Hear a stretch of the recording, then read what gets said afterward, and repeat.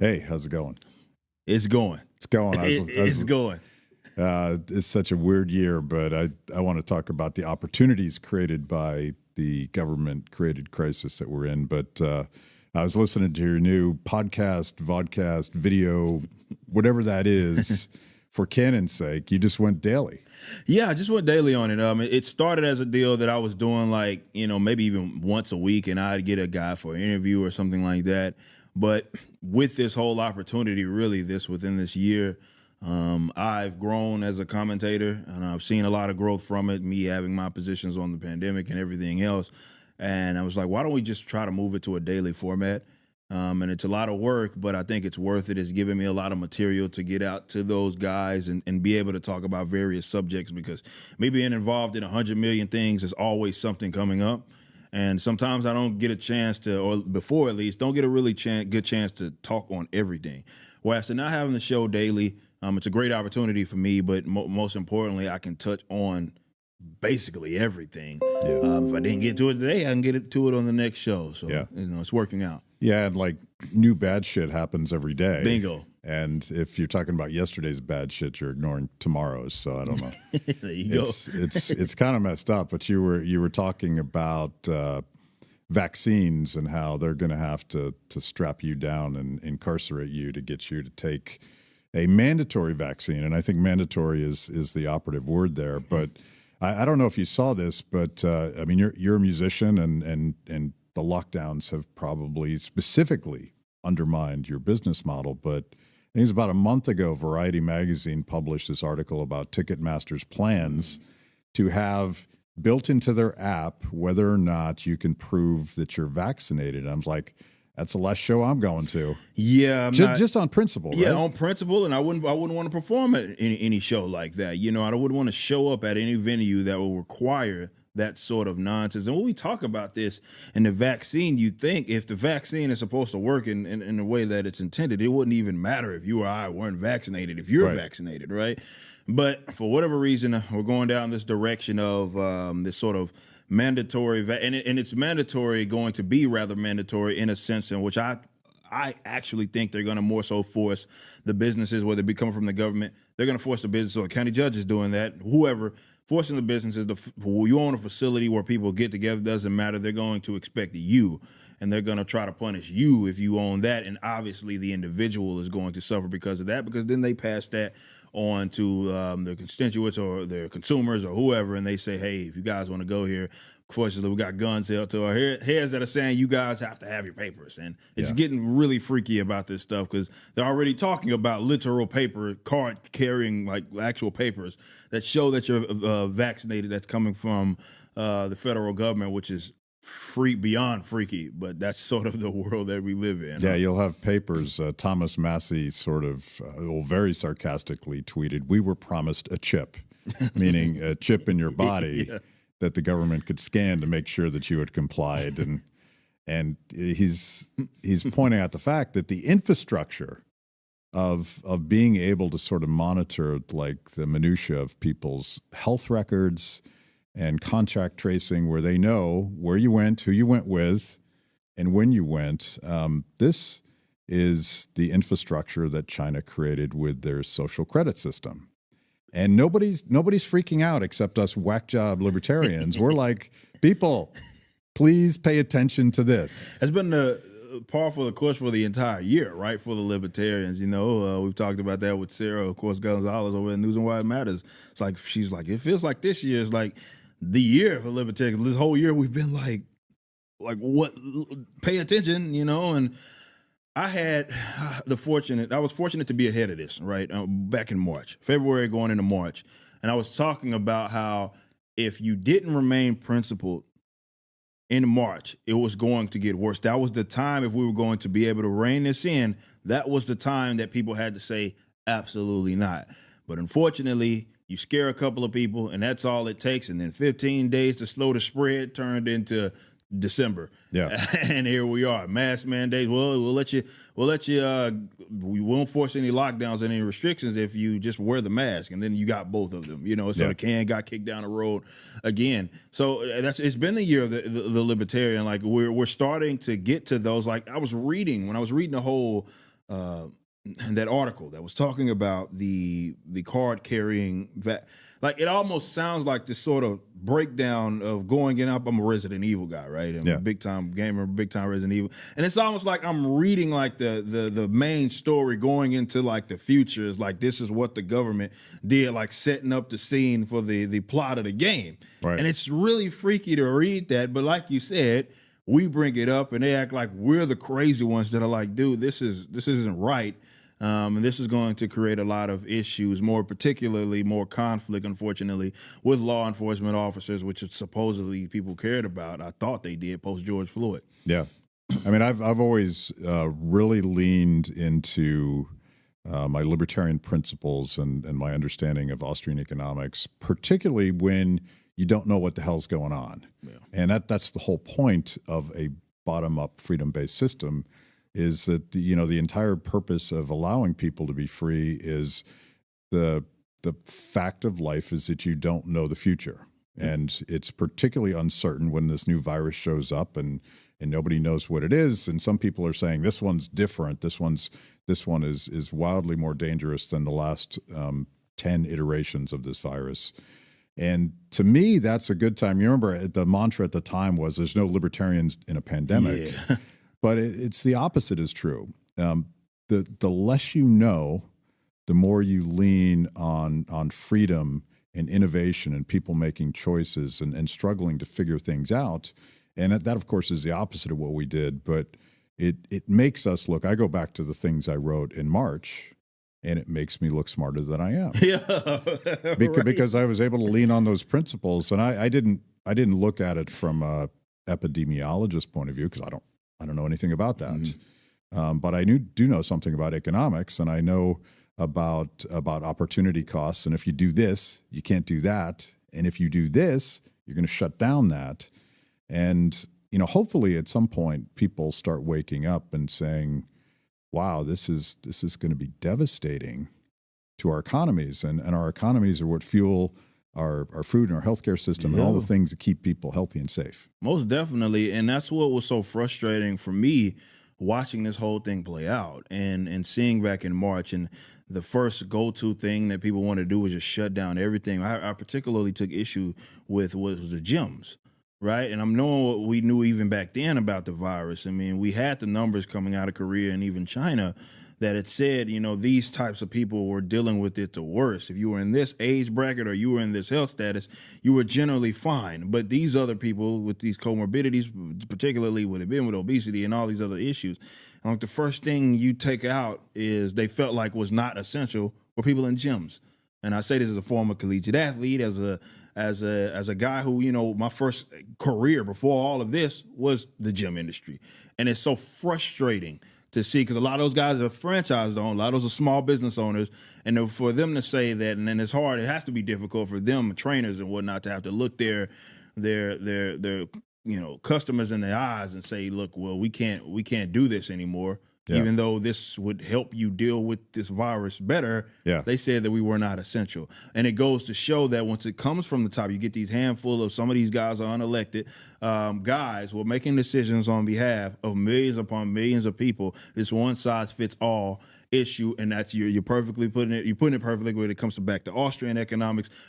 The thing that benefits us is that we know that no one individual could possess that power or possess that knowledge even to dictate what millions upon millions of people could do or should do. There's no way they could do that. We're individuals. We're all different. What maybe works here, we got New York City, for example, and how they live is vastly different from how we live out here. So why would we try to apply this one size fits all thing or an application? And we know that that's not generally how it works. So most definitely, it certainly made me look way smarter than what I did, because I was talking about that sort of stuff, that the one size fits all was always an issue. But that's only because we're leaning back on our libertarian and particularly our economic principles, because we know that we don't know. And this is why the economists that are generally on our side, they bring that up. It's like there's no way that these guys could make decisions on behalf of millions upon millions of people. So why would we not leave it up to the market? Yeah, I mean it's very simple. I mean you could get deep into Austrian economics, but there's two principles. One is Austrian and one is sort of classical liberal, I guess. One is about knowledge, and the second one is about power and power corrupting. Lord Acton, power corrupts and absolute power corrupts absolutely. And early in the pandemic, I was more worried about the knowledge problem. And Hayek would call Governor Cuomo's decisions a fatal conceit. And like some you wouldn't know, like you don't necessarily understand that by clearing out hospitals to take on all of this new traffic, you're actually going to bankrupt hospitals and undermine your, like that takes a sophisticated economic understanding to know that those consequences were going to happen. But you should have known that herding sick people into nursing homes in New York City was murderous. Yeah. You should have known that if one of the comorbidities of COVID is obesity, shutting down gyms and prohibiting people from walking outside.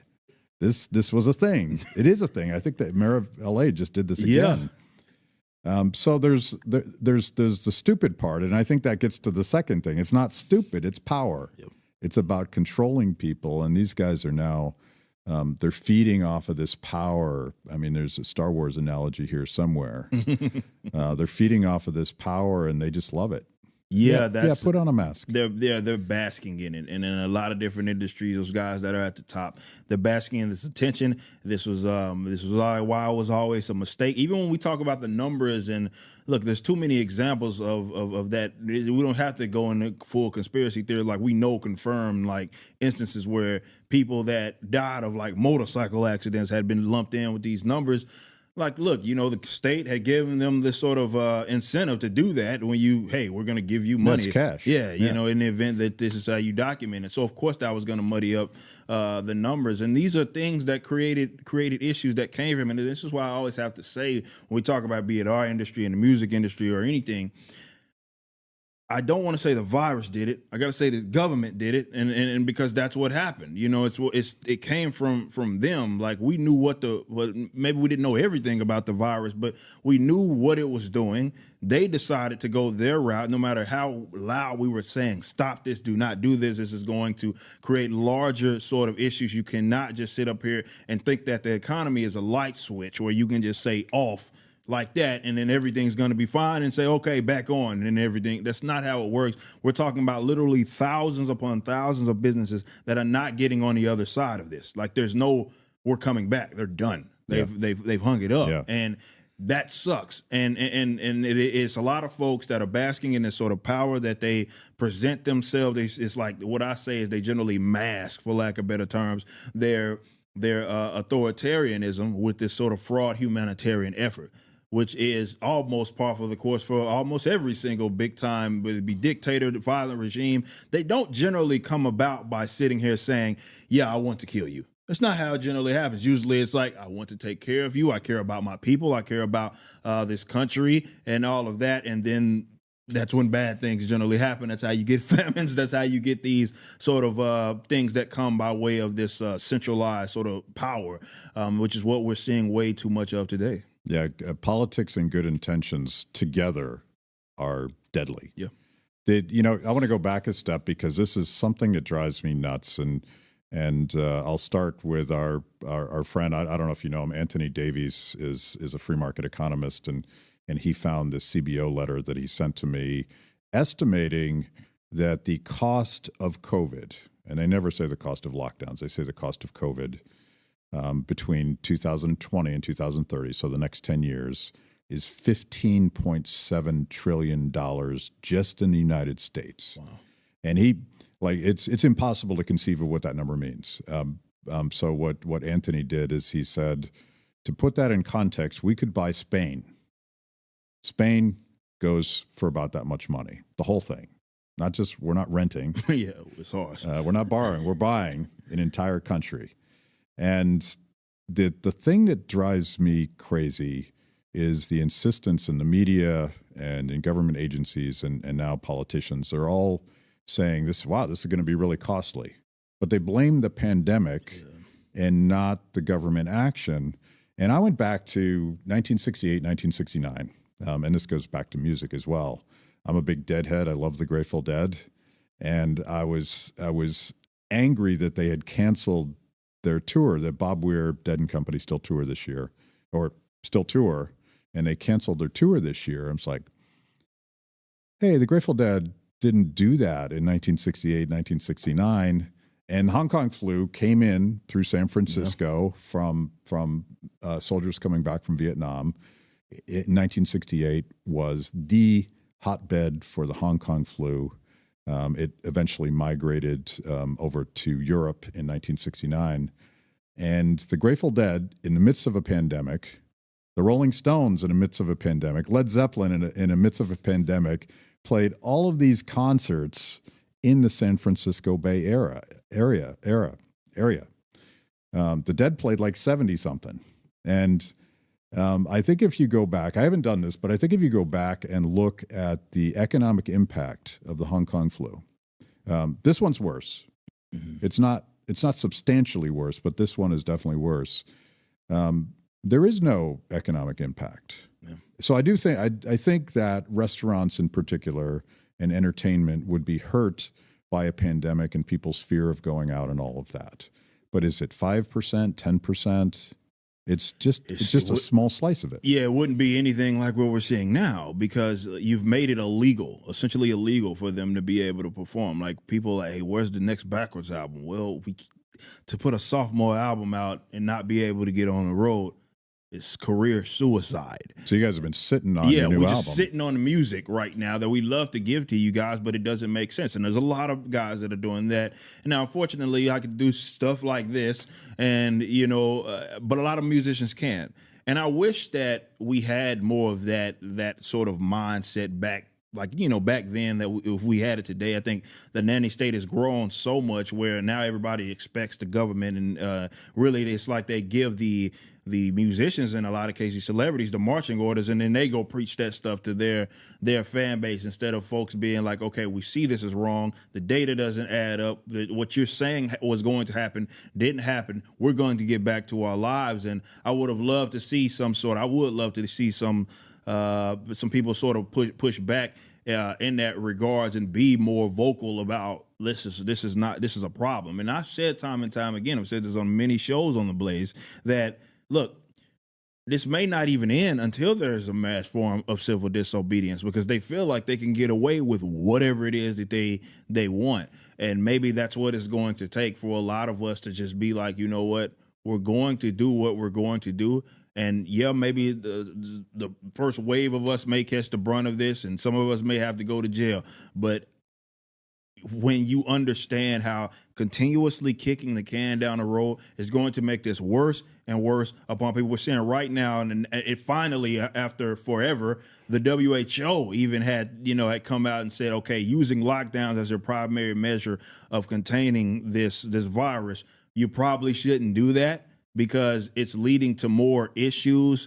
Definitely countries in terms of like that rely upon a lot of people traveling, for example, and they don't get that money. You know what I mean, like tourism money and stuff like that. Like, you're talking about an economic impact that those elites, for whatever reason, be it purposely, they're just evil or they're stupid, they can't see it, and they don't understand the economic impact of what it is they're doing. And it's not even an equal trade-off. It's not even worth it when you consider that the survivability rate of this virus versus the utter destruction of our economy that we're doing right now, and making it worse and worse and worse and worse. It was not an equal trade-off, but libertarians tried to warn you. We did. Yeah. I told you so doesn't feel that good. The World Health Organization, I read this on one of my shows. There's a shocking passage in a fairly new report from the WHO that estimates the number of the massive increase in infant mortality and starvation, and all of these metrics that we were quite proud of just a year ago, that free markets had lifted so many people out of poverty globally. And we don't really see that so much in this country. We're an incredibly wealthy nation, and so far we're not, unless you are a gym owner or a restaurant owner or a bar owner, you're probably not feeling it as much as you are if you're in a country that was just at the margin of keeping people fed. Yeah. And I think that's probably why they've reversed their decision. But we're almost a year in now. It's too late, right? The damage is done. Like that 15.7 trillion, it doesn't come back. We can climb out of that hole, but that is still a permanent loss in the American economy. And I'd love to see a global number for that. It would be catastrophic. And before we did the show, I went and found a column from April from our mentor, Walter Williams. And we just lost him a couple days ago. And I know he's a huge part of why you're here today intellectually. And I saw you tweeted a picture that you had with him. You had this big shit-eating grin on your face. Yeah, man. I don't know if I've ever smiled that hard on anything that day. That was a big day for me, man. Like, seriously, when I talk about a milestone, like, that was a milestone for me. And where was that? Was that at a speaking engagement at SMU? Yeah. That he had, and I said that I was going to make it. There was no way I wasn't. They had emailed me, said they knew that I was a big Walter guy. Like, he's going to be out here. You should come on through. I came on through, and it's hilarious because it's Walter E. Williams. You have these libertarians and conservatives are there, and after he speaks, I'm trying to walk I'm walking down the aisle to try to get to him. And you got all these people coming up to me, and they're like, "Hey, it's Eric Jully. Would you mind taking a picture?" Blah, blah, blah. I'm like, yeah, I guess. But, like, I'm trying to get how y'all view me, I view this man. Yeah. And I'm trying to get to him. And I finally got to him. And it was, for me to be able to just tell him, like, I was telling him, like, this is what you meant to me. Like, there is no, seriously, like, I don't go down this route had it not been for Dr. Walter E. Williams. For me to be able to just tell that man that and what he meant to me, it meant the absolute world. And I was caught by a shock because he didn't know it was me, but he knew of me. So once I started telling him we were having this conversation, he's like, "Oh, you're, this guy, you do music and we know about you." And I was like, "Oh, wow, that's big. That's a big deal, certainly to me." But more importantly, I wanted to tell that man what exactly he had meant and the legacy that he's leaving regardless, because like I said, with me, there is no Eric Jully, lead libertarian without Dr. Walter E. Williams. It doesn't exist. Yeah. So he was such a badass that he taught his class, Don Boudreau, George Mason University professor and a friend of mine, a friend of Walter's. Walter taught his class the night before and passed away the next day. And Thomas Sowell actually wrote a piece saying, Walter said, "That's how I want to die." Yeah. That's badass. Yeah, man, doing what it was that he did. And he's like 84. Yeah, still teaching his class. Had that passion for turning young people onto these ideas. And apparently, it was Milton Friedman that convinced him to start writing his column. And Milton said, "If you can't say it in 800 words, you probably don't actually understand it all that well. And if you've ever tried to write something." I started off as an academic where the title of the damn piece was longer than 800 words. And to me, that's like the real takeaway from Walter to me is he was able to explain in simple English and simple stories very complex problems. And he wrote a piece on COVID in April, again, way back before anyone else had sort of figured out what the consequences were. And it was a simple story about opportunity costs. If we do all of this stuff, there's going to be consequences for doing that. And the challenge, I guess, is that so few people think about the world through basic economic principles. It's not how their minds work. We're weird because we do cost benefit. Right. I do cost benefit on everything. It drives my wife crazy, but that was, and he did that to apartheid. He did that to a lot of well-meaning policies or supposedly well-meaning policies that have held the black community down in the United States. And was that your gateway? Was it the State Against Blacks? Hands down. That was obviously the gateway, and particularly and probably most specifically the minimum wage and Walter E. Williams' approach to that. And never had I before heard it in a way in which he had worded it, in which, you look at how it had been used historically even to price black people out of the market. And still to this day, he was talking about this decades ago. And still to this day, we can still see the sort of impact of those in which you have people going to these rotten schools, right? They have absolutely no chance in getting valuable skill sets in those environments, but if they work, they could. And what those particular policies do is they don't allow them to make it illegal for them to work. And to hear it worded in the way that he did, had worded it, and even obviously apartheid South Africa, it's the same thing. And he had said that it had historically been the greatest tool, of the races. Yeah. And to hear him worded in the way that he worded, he's a genius, and it's unfortunate that a lot of people don't know about him and don't know who he is, because you'd be surprised. It's almost like Walters, and we talked about Thomas. Thomas is the South. I keep saying there's two guys who made me, and he's the second one, right? And both of them had that knack for talking about things before I was born. I'm a young guy. I was born in 1990. Before I was even born, these guys are talking about this stuff, and to see it coming to fruition almost exactly how they said it would is phenomenal. And all they're using is just fundamental, basic approach to economics, and that's what the greats. And this is why I went down this road, because of economics and understanding and breaking the world down like that. Before, I thought it was just moving numbers around and stuff, but it's not. Definitely when you come from the more Austrian side, where you talk about this study of human action and understanding it like that, just made the world around me make so much more sense. And it would, I'd believe, if you get to your position by way of reason, if you read the likes of the great Dr. Walter E. Williams, then you'd know a little more about a little more. Yeah. And all you have to do is go back and read a little bit of history about the racist apartheid government in South Africa.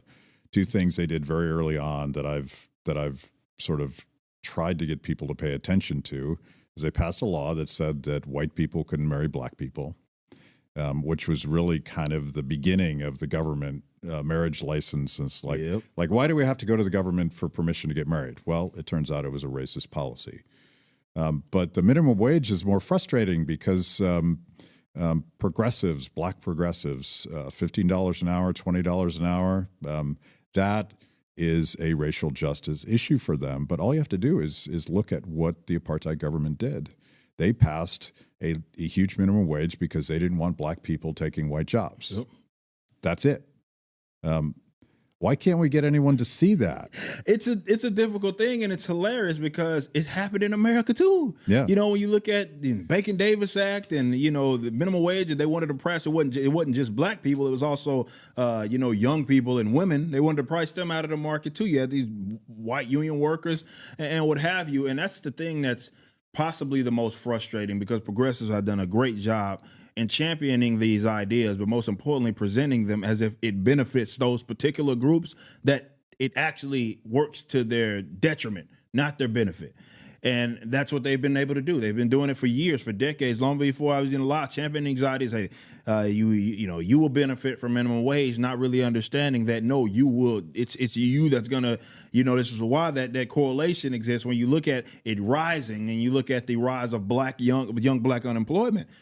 It goes hand in hand with the rise of minimum wage. So, if people understood it and didn't really go based off of rhetoric of this politician, I think we'd be in a lot better of a situation in terms of a world or this country or anything like that. But they do a good job because it is just based on rhetoric, and they say, hey, this will benefit you. Damn be what the evidence says. Don't even pay attention to that. This is going to benefit you, and you are going to become more prosperous if we pass these sort of laws that have been a detriment. You talked about marriage license. There's so many different things that we could discuss that progressives now champion. Minimum wage may be the most rotten, but they champion. If you look at the history of even those being implemented, even in this country, you look at how they use, we talk about minimum wage, and minimum wage is a freaky thing because almost everywhere that it had been implemented, it was for that exact reason. You had South Africa, Australia did the same thing, trying to price out Asian immigrants. Same exact thing. And it happened out there, here in America. So these are rotten ideas, and this is why I'm so amped up when I get to talking about this sort of stuff, because it is something that obviously destroys not only my communities, but communities that are around not just this country, but this entire world. Look at the history of minimum wage. It's a freaky thing. Yeah, it sort of begs the question. I just made the argument that most people don't think about the world through economic principles, and they sort of use their emotions to say people should make more money. And I'm like, yes, they should. Yeah. But the people that implemented these policies were not ignorant of economics. They knew exactly what they were doing. So sometimes you have to parse, like, who's making a mistake and who has good intentions. And I believe absolutely there are people on the left that fall into that category. And versus who knows exactly what they're doing, and they're using it as a way to hold certain people down, but also to keep us divided so that we're fighting with each other. Because if we're fighting, we're probably not thinking clearly about who's doing what to who. No, that's what they want the most, right? I mean, like to sit here and try to have that divide exist, and they want all the heat off of them, and they want it's like you get. I was watching this some video that it popped up on my timeline not too long ago about someone. It was out, I can't remember, it was a Walmart, some bull crap mask stuff.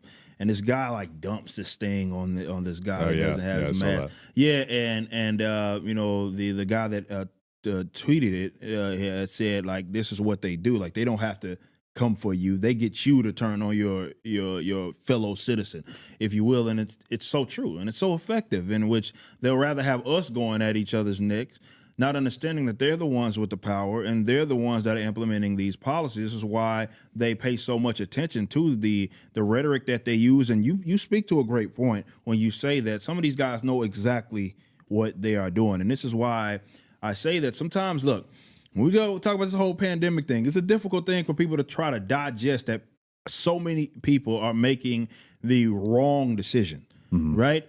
And sometimes there's no rhyme or reason to it. There's no legitimate, like, actual logic to it.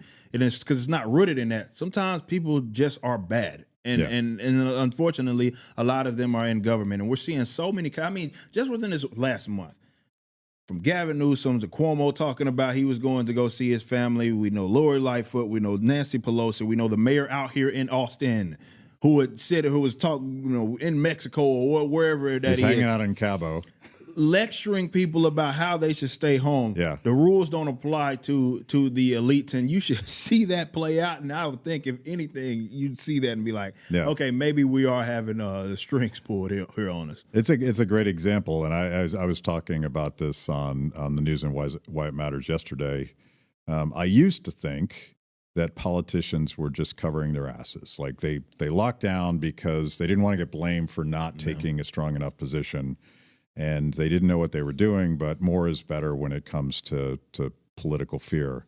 The fact that all of these guys are blatantly and consciously ignoring their own rules. Gavin Newsom goes to the French Laundry after he prohibits anyone else from going to a restaurant, tells me that they don't believe that lockdowns actually work. Because if it's dangerous to go to a restaurant, you're not taking your family to a restaurant. Definitely in that position, right? No, that's exactly what it is. Like, if they feared, I mean, and the funny thing about that one was with Gavin Newsom, there were like hospital like execs or whatever, like people that are actually in the medical industry that were also present at that deal. And then I believe, like they said, like 3 days later or something, or the next day, the mayor of San Francisco was at the same spot having, I think the next day, bans like outdoor dining or indoor dining or whatever it was. Like, if they believed that any of this was as deadly as what they want you to believe, they wouldn't be doing any of this. And they have the resources, if they want to sit there and hide the bunker, if that's what they wanted to do. They're getting paid off by the taxpayer. If that's something that they wanted to do, more than anything, those elites can do that. But they choose not to. Gavin Newsom, he exempts the people that have been lecturing you the most. Stay at home, wear a mask. The entertainment elites says, hey guys, you guys are exempt from these restrictions. So these fools are shooting movies and commercials and all sorts of stuff. They would not be doing that if they thought that it was that deadly. Yeah, I think it's funny that the movie industry is considered essential in California. And it probably is for their tax base. But. Yeah, it also is to sort of regurgitate that narrative, because, again, they give them the marching orders, and then they use their platform to sit here and lecture everybody, say, go home or stay home, don't do anything. And it's very easy for them to say it because, again, the rules don't apply to them. They know that, and they knew that long ago. It's like, well, we just when Gavin, like when he apologizes, he's not apologizing because he was genuinely sorry. He's apologizing because he got caught. Yeah, and that's it. Yeah, which gets to that question of power, and I want to go back to Walter Williams. One of his favorite arguments is it's very provocative in mainstream media, but I remember him teaching this again and again when I had him as a professor way back in the 1980s, long before Barack Obama was president.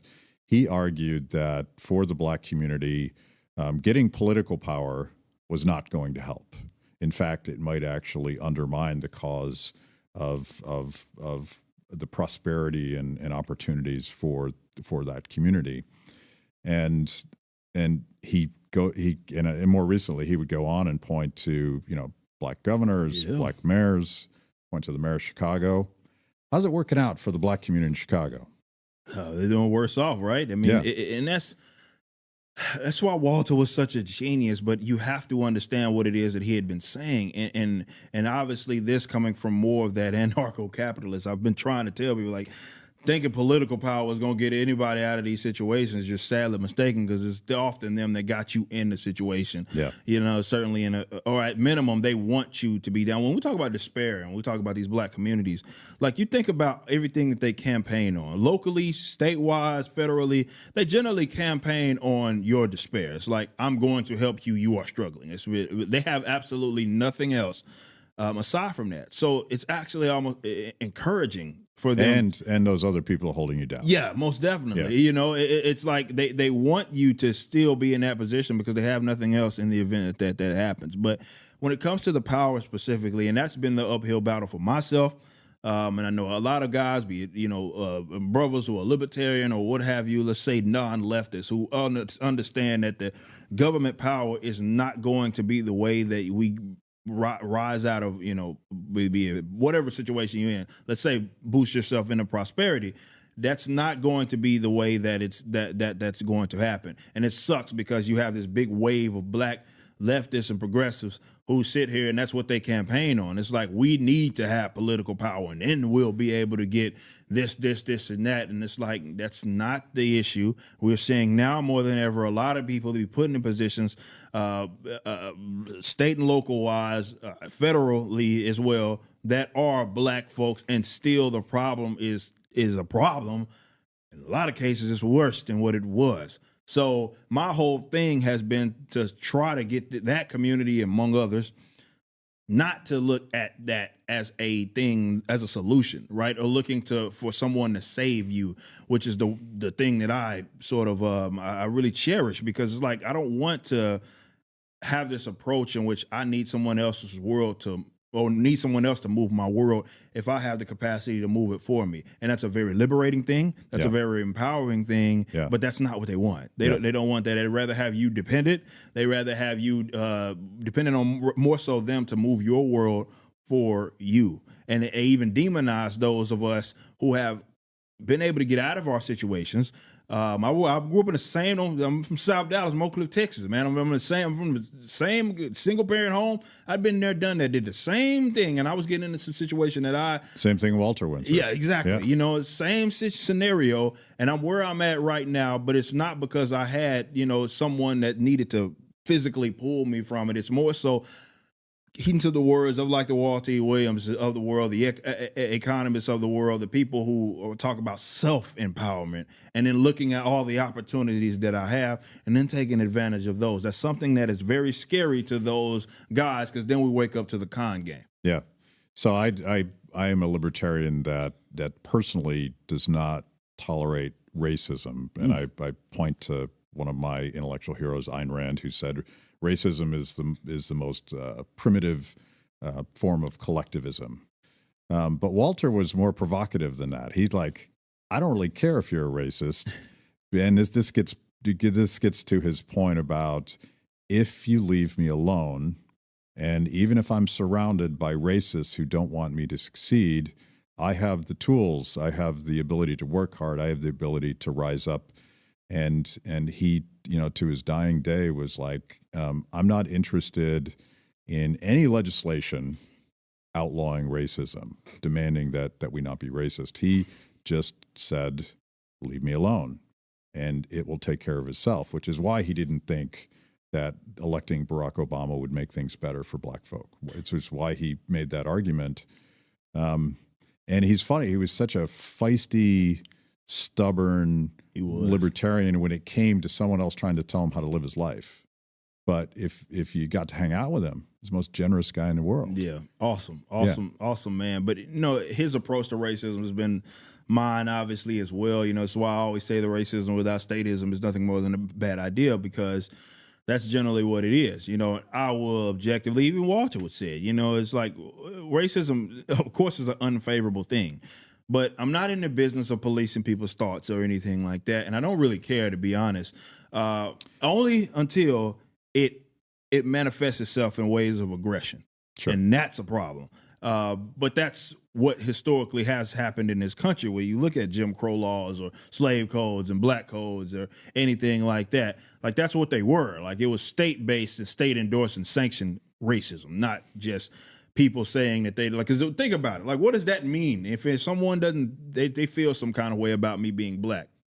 I don't care. Like, what it is. Now, if you want to, like, let's say, try to put your hands on me or something because I'm black, that's a totally different problem. So, of course, same thing, whether it be with the Civil Rights Act or anything like that, they think, you'd be surprised, guys like Walter E. Williams and myself, who we're not for that. Like, I don't want you to have to force someone to hold my hand. Like, even the great Malcolm X will say that. It's like, if one of his greatest quotes to me is, he say, if a white person puts his hand around me voluntarily, that's brotherhood. But if you force him to put his arm around me, that's hypocrisy. And that's sort of the life that I live and how I approach racism. And I know a lot of folks, even some of these guys who call themselves leftists that are libertarians, left libertarians or whatever they call themselves, get upset because I don't foam at the mouth at this concept of racism. That's not anything that I lead with or anything like that. I just generally don't care, because ultimately it comes back to the aggression. And if it manifests itself in those ways, yes. But simply thinking, I got a big nose or something like that, I don't care. Like, that doesn't impact me. And I actually feel that's liberating for me as an individual to walk that route, in terms of my life. Because it's like, dude, you don't have any power over this just because you feel some kind of way. But, that's more so been the approach with myself. I know Walter has a very, very similar thought. A lot of what I picked up came from him and how he approached sort of racism in that regards. And he looks at it, he's obviously way older than I was, or I am. And he lived through those times, like actual, like more status-based aggression he lived through all of those times. And he's coming out saying what it is that he is saying. And there's a reason for that. And again, the people should pay attention to it. Did you get a chance to talk to him about how his attempts to translate economics into English translated into your attempts to translate these principles into music? Absolutely. Like, that was one of the main things that I talked to him about. It was like seeing him and him make sense of it all, right? In economics, this is what some of the greatest economists that have ever existed were able to do. I don't even know if Henry Hazlitt even had like an economics degree, if I was mistaken. No, I think he was a journalist. Yeah, but he breaks it down for the common man to understand. It's what the greatest guys were able to do. So what happens is you pick it up. And once you pick it up, you don't have to be this uber professional, like a career academic, to understand this stuff. And that was a huge inspiration for me, and why I wanted to utilize my music as a means to do that. Because I feel like if I can cut this communicative ice, is more so what I refer to it, that I need to break. And with Backwordz, or even the band that I was in previously, on my way out, the last song was called The Capitalist. When I left my other band, and some of you know who I am, you know what that band was. But I look at it in a sense that if I can get you to digest it, enjoy it, something that you're familiar with, then you start to pay attention to the other things. And I cannot tell you the amounts of people that have come up to myself or Alex, the other hardcore ANCAP in the band, And they come up to us after shows and they're like, yeah, man, like I didn't even understand this concept until I watched a video by you after hearing the music. And I was like, this is a very interesting guy. Or I read the lyrics and I was like, what do you mean? I mean, yeah, I have a, song called, praxeology, and stuff like that. They want to know what that stuff means. But first and foremost, it was presented to them in a way that they understood as something that they enjoyed. And that was that's been what I'm trying to do now, what I will continue to do, because I believe that's what I'm here to do. And that I have these other subcultures that I'm involved in. You see me talk about the comic book stuff as well. That's a big thing, in which I'm utilizing that as a means to break that ice and get people to understand it. Because unfortunately, definitely when it comes to economics and libertarianism, a lot of folks don't understand what it is. They think they understand it, and quite often they got it from someone that's strawmanned it to death. So Sure. to be able to just present it in a way that they can digest it and most definitely like it was very important to me. And this is why I said I always that the music came first. A lot of people ask me about that, and I'm like, well, we were the best at what we did. You're not going to find another one of me, a guy that could do all the things that I did. I perfected that craft to be a decent MC while also being able to scream, while also being able to sing and do all that, writing all of this music. Like, that was what we perfected. We had all came from semi-successful bands before we formed what it was that we did. Alex is a vocalist. I put him next to anybody else that you want to put in a sing-off. And I'm taking Alex all the time. And the reason being is because that's what came first. And once you put it in their face in a way that they can understand it, you'd be surprised how much people will then listen to it, because quite often that's what it takes. So you've been, let's talk about music and when you think you can get out on the road, but you just released a video the other day. I mentioned it earlier. Tell me about that, because that's straight up rap. Yeah, straight up rap. It's first straight up rap project that I've probably done in like a decade, like at least. I mean, maybe more than that. Because I pretty much, when I turned 20, it was more so just straight up metal for the most part. And then like we do it backwards, we'll make some rap elements. But we figured, we'd already owed our fans a free mixtape. I had said I was going to do this for a while. But now the timing is just perfect, because this is something that people I know want. So I released first song off the mixtape, which will be out very soon. The song is called Brainlit. It's already available on all major digital platforms, so you can listen to that. But that was the whole idea surrounding it, is that we can't move. We want to give them something, which is why, first we released The Great Equalizer, which was a bonus track, really. It's not going out on the album. It just didn't make the first one. And then we released this, which is going to be part of a larger project called The Rap Circle is the name of the mixtape. That'll be straight up rap. There's no rock or anything like that. A lot of folks want to hear me just spit again, and that's for them. So people that know me as Ripper, knew me growing up, coming up in the game as Ripper, they'll enjoy that. But also those who want to hear more of what I got to offer in that element, that's what we're going to do, and I can do that at the comfort of my own studio and just give them something to kind of hold them off until hopefully next year we can get back on the road.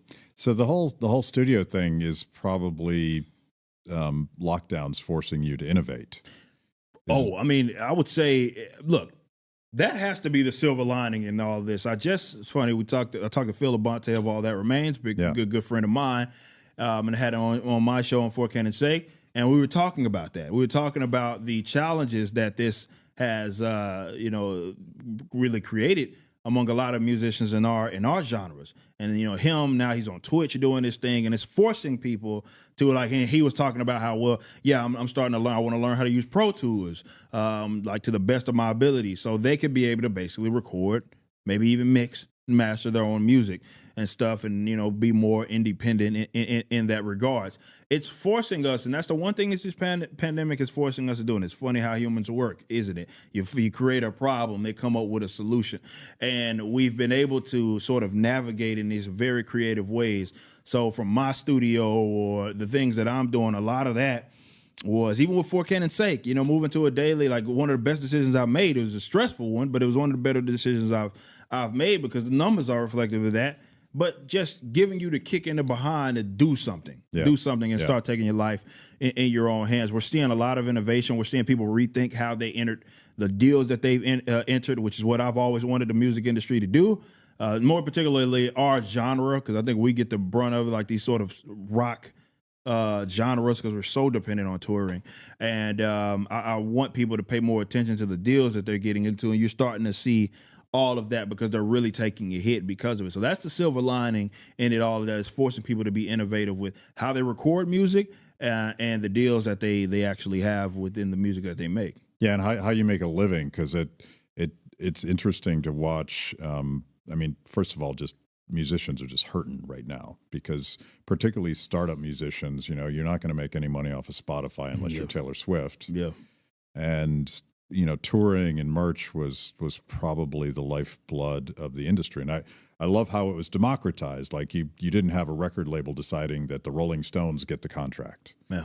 Everybody had it, but it's like everything else in this lockdown. It does create haves and have-nots.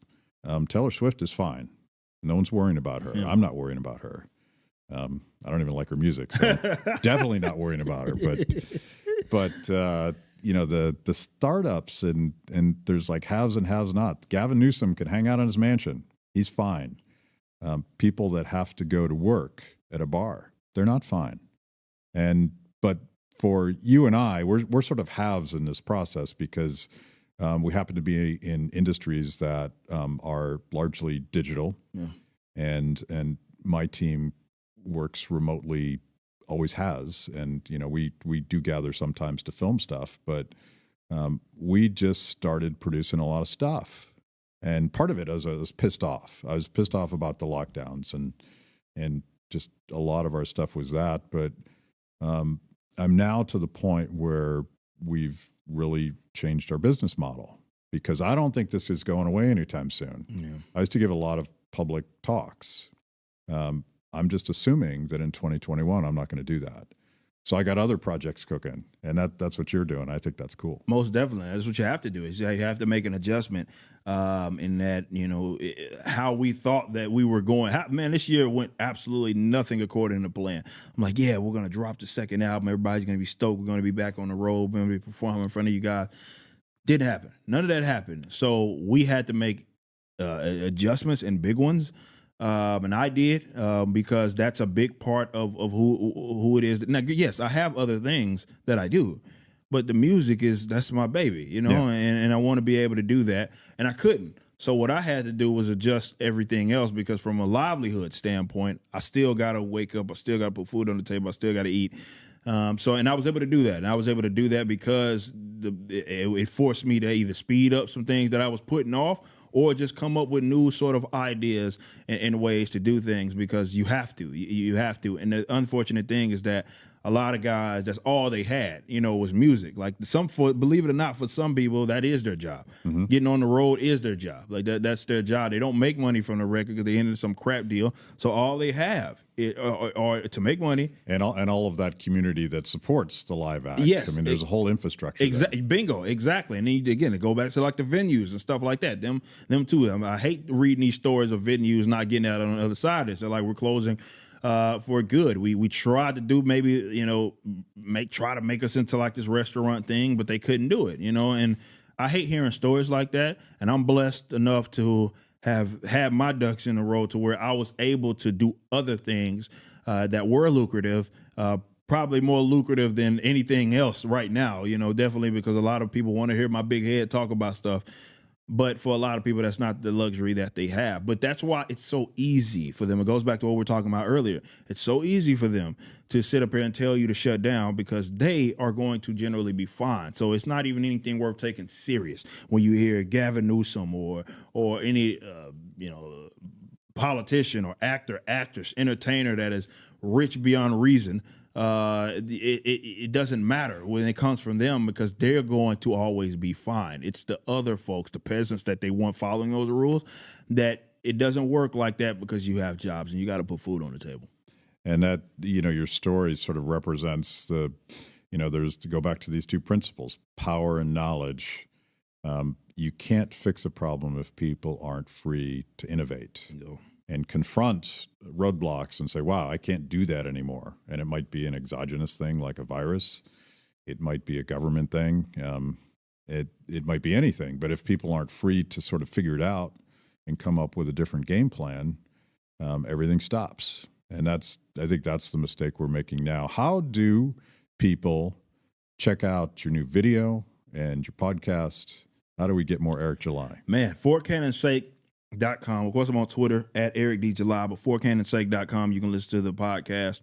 We're live every day around 12 p.m. noon Central. For Cannon Sake. So if you want to catch it live, go to my YouTube, which is youtube.com/YoungRippa, YOUNGRIPPA, the number 5 and the number 9.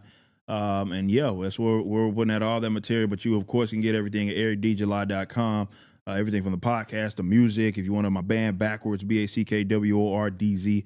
Bunch of music videos on all major digital platforms. So if you just go to my website, you'll be able to get to all that stuff. And you're a regular on Blaze TV? Yes, of course. You can catch me on Blaze all the time throughout the week. News and Wild Matters, everything. We are the resident libertarians. Yes, we are the resident. It's nice to have two. Yes, yeah, absolutely. And where do I get that sweet sweatshirt? Oh man, believe it or not, I got hooked up for this. So, but you can go to my merch. I have a lot of limited time stuff. If you go to my merch, if you go to ericdjuly.com and click on the merch or / merch, you can get access to all that. Merch.com, I think it's, like merch.ericdjuly.com. You can get all kinds of stuff. We got taxation stuff, all kinds of stuff there if you wanna rock that stuff out. Cool. I'm looking forward to seeing some live music soon. Oh man, hopefully we can get back on the road, man. Thanks. Absolutely.